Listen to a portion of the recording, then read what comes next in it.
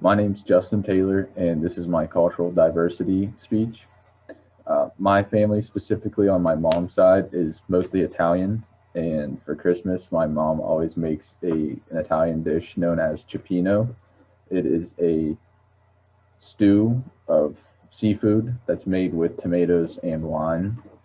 She usually makes this whenever she hosts her side of the family's Christmas party, and even if somebody else hosts the party, they always try to include this in their menu. Another Christmas tradition that my family does is opening gifts on Christmas Day in PJs. This started when my parents would give my sibling and I every year on Christmas Eve, we would get a gift and we would open it up. And as long as I can remember, it's always been PJs. And this gift was from my parents and not Santa. And the we would always the next morning we would always open these. We'd always wear our PJs when we opened our gifts that were actually from Santa.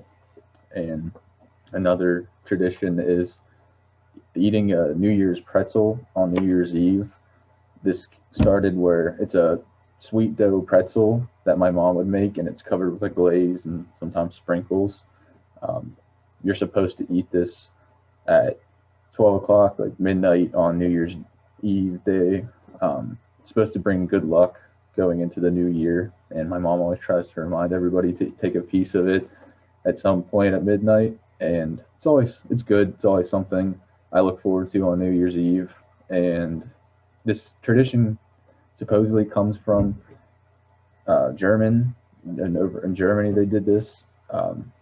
My family's been doing it for as long as I can remember now. Another tradition, which is kind of a weird one, but it's smearing blood on a hunter's forehead and cheeks. This is it's a hunting, more of a hunting ritual, and my grandfather and my dad would take me hunting like most kids at a young age.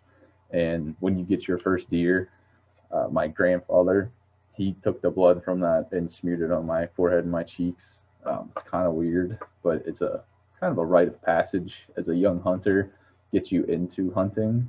And this comes from English, and from the English in about like the 16th century, they would have a master huntsman, fox hunting specifically.